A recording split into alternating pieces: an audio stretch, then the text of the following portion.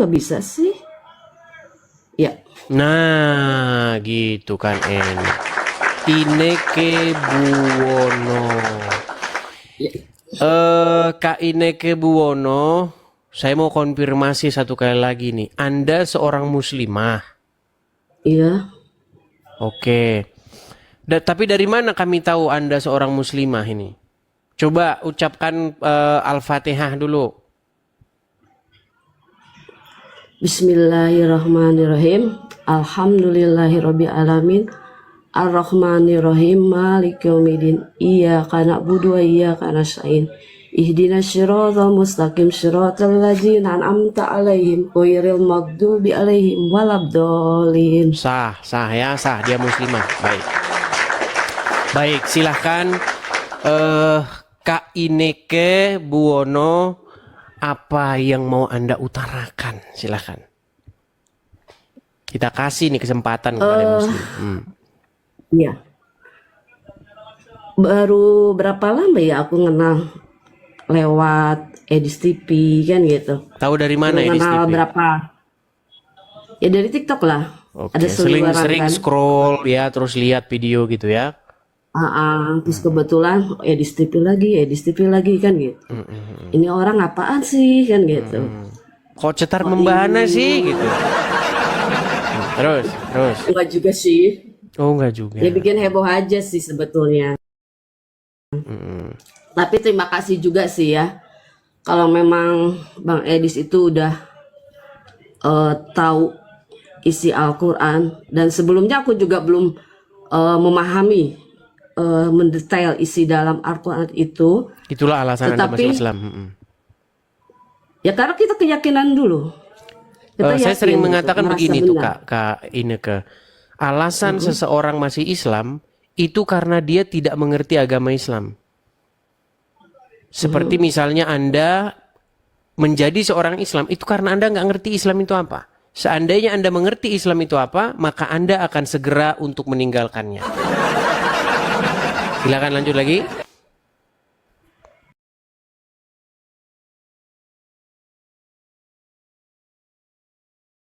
Apa sih tadi lupa lagi. Ya karena aku gini, saya dilahirkan orang Muslim semua, orang taat, semua orang pada haji semua. Di mana keluarga saya itu semua berhaji semua. Cuma yang membedakannya itu keluarga aku tuh ada sebagian bapak aku tuh beda, Muslimnya beda, ya kan? Bedanya gitu. gimana? Dia memahami kayak semacam Jawa kejawen gitu, kepercayaan seolah-olah. Oh, Islam kan, kejawen. Iya. Di antara keluarga itu sebetulnya bapak aku yang beda dari semua keluarga semua itu. Tapi pada saat ini saya sedang bukan apa ya, ngikuti, merhatiin kan gitu. Tapi memang betul gitu, apa yang dia dianut selama dia ngikutin itu memang betul. Nusantara banget gitu. Jadi dari leluhur kita atau apa tuh memang benar itu. Kata bapak sih pernah sekarang tuh bicara Al-Quran itu jangan dibaca doang atau itu doang, tapi dijadikan perilaku sehari-hari gitu. Tuhan itu tidak menginginkan hafal Al-Quran, tidak perlu untuk tafsir hadis dan segala macam. Salah. Begini, saya kasih tahu. Menurut orang Islam yang hidup di Indonesia, Al-Quran itu harus dihafalin. Makanya ada lomba hafal-hafalan Quran. Enggak juga sih. Kalau menurut aku enggak. Maksud saya menurut orang Islam. Kalau begini Kak Ineke. Kalau saya setelah 13 tahun memperdalam Al-Quran, tidak ada ayat di dalam Al-Quran berbunyi, wahai orang-orang yang beriman, hafalkanlah Al-Quran itu. Tidak ada. Tapi memang karena orang Islam, memang mereka itu melakukan hal-hal yang tidak ada di dalam Al-Quran, akhirnya seperti itu. Tetapi statement Anda yang mengatakan Al-Quran itu harus dilaksanakan, itu akan berbahaya kalau Al-Quran dilaksanakan. Kenapa? Ketika Al-Quran dilaksanakan akan berbahaya, pasti negara Kesatuan Republik Indonesia itu akan bubar. Kenapa saya katakan bubar? Karena Al-Quran memerintahkan barang siapa yang memutuskan perkara tidak berdasarkan apa yang diturunkan kepada oleh Allah, maka mereka itu adalah orang-orang kafir. Coba, Anda kan Islam, Anda sudah mengatakan nih, Anda Islam karena Anda tidak mengerti agama Islam, betul? Betul? Enggak juga sih. Jadi apakah Anda Islam karena mengerti agama Islam? Saya Islam, saya ngikutin aturan-aturan, tapi tidak semua aturan itu harus dilakukan, tapi kan dengan sendirinya dengan hati nurani kita sendiri. Baik. Jadi kita diterapkan Al-Quran itu jangan hanya untuk dibaca atau dikaji atau diartikan segala macam. Yang terpenting itu Al-Quran itu dijadikan suatu perilaku sehari-hari aja, kehidupan sehari-hari kita lakuin aja sesuai dengan aturan Al-Quran itu sendiri gitu. Kalau menurut aku begitu. Baik. Nah, ketika Anda mengatakan demikian, ada sebagian yang harus dilakukan, sebagian tidak dilakukan, itu sudah bertentangan dengan Al-Quran. Di dalam surat Al-Baqarah, ayat yang ke-208 dikatakan, masuklah kamu ke dalam Islam secara kafah. Tahu kafah? Tidak tahu kafah kan? Kafah itu artinya penuh atau menyeluruh atau total. Jadi tidak boleh seseorang itu masuk Islam nanggung-nanggung. Nggak boleh. Misalnya nih, Anda masuk Islam, tetapi saya nggak menjalankan inilah. Yang menjalankan sebagian lah. Itu nggak bisa. Bertentangan dengan ayat Al-Quran. Saya pegang statement Anda loh tadi. Anda mengatakan Al-Quran harus menjadi pedoman, betul? Betul. Oke, ketika Al-Quran mengatakan masuklah kamu secara Islam ke dalam Islam secara kafah, apakah itu harus dilaksanakan? Enggak juga sih. Nah, ini bagaimana? Artinya statement Anda sudah bertentangan dengan statement Anda itu sendiri sebelumnya. Statement Anda yang mengatakan Al-Quran harus dilaksanakan bertentangan dengan statement yang barusan Anda ucapkan tidak perlu menjalankan Al-Quran. Ya bagaimana? Enggak juga lah. Karena kalau saya pikir itu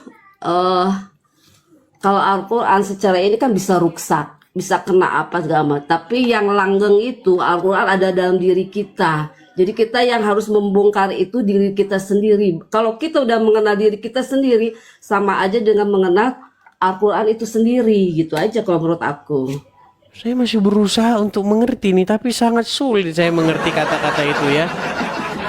Coba, ini saya tunjukkan dulu ya, apakah ini Al-Quran atau bukan ini. Ini saya kan sudah bilang tadi, alasan seseorang Islam itu karena dia tidak mengerti agama Islam. Nih, Al-Baqarah.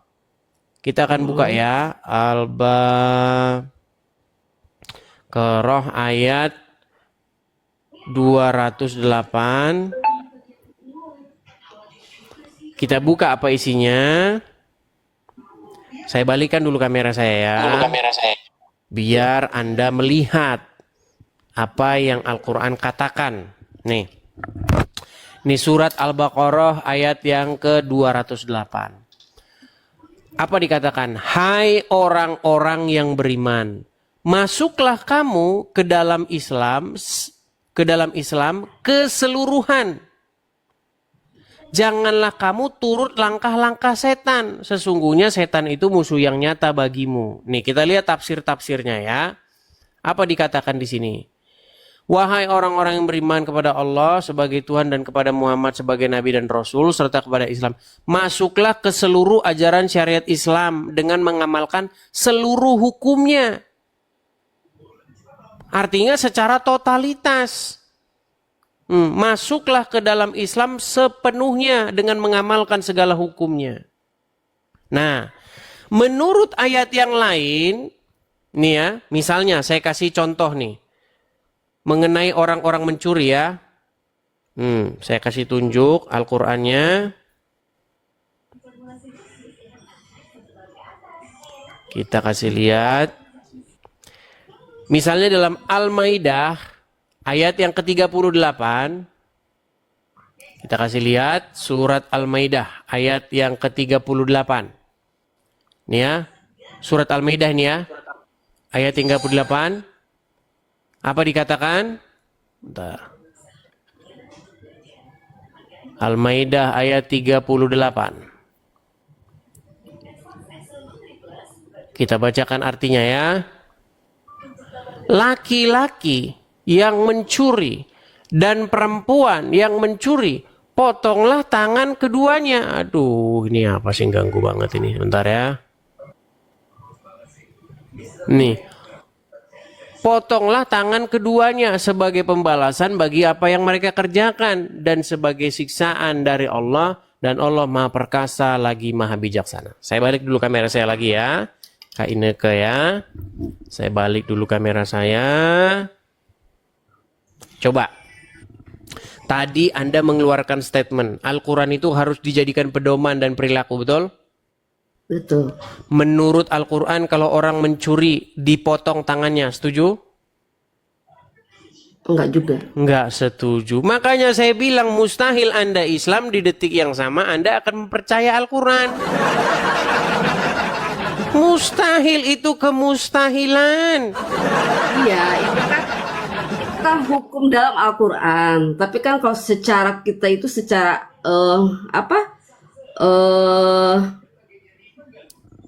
dohirnya gitu kan.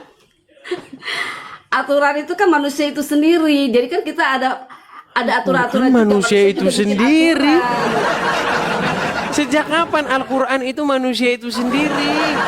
Bukan, memang itu aturan Al-Quran, tapi manusia itu sendiri bisa bikin aturan itu sendiri. Kayak semacam kan di Al-Quran memang di Arab itu apa kan dipotong atau di apa, kan dipenggal atau apa yang curi. Tapi kan masing-masing punya aturan hukum. Kalau kita oke lah dihukum berapa tahun atau 5 tahun atau apa. Kalau untuk hukuman kayak gituan kan. Baik, saya kasih tunjuk lagi ayatnya. Memang mereka ini membantah Al-Quran sendiri. Baik ya.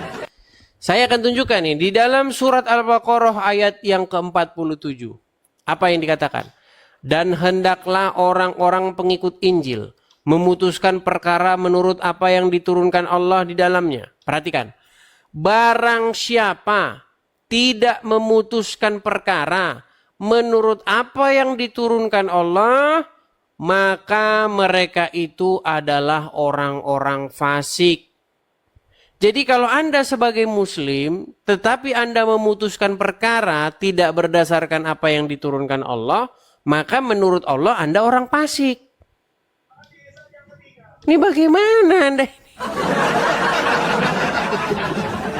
Coba, Anda orang fasik nggak menurut Al-Quran jika memutuskan perkara tidak berdasarkan Al-Quran? Ya juga sih. Iya. Makanya saya pernah bilang, saya tidak berlebihan. Saya tanya dulu, Anda sudah lama nonton channel saya, Kak Ineke? Enggak. Baru Belum berapa lama. minggu. Baik, maklum lah karena belum lama. Gini, saya tuh sering bilang di channel saya begini. Kalau ada seorang Islam yang memperdalam Al-Quran, memperdalam hadis secara sungguh-sungguh, saya hampir-hampir akan memastikan orang tersebut akan meninggalkan agama Islam. Enggak juga sih. Saya dari TK sampai SMA saya Katolik.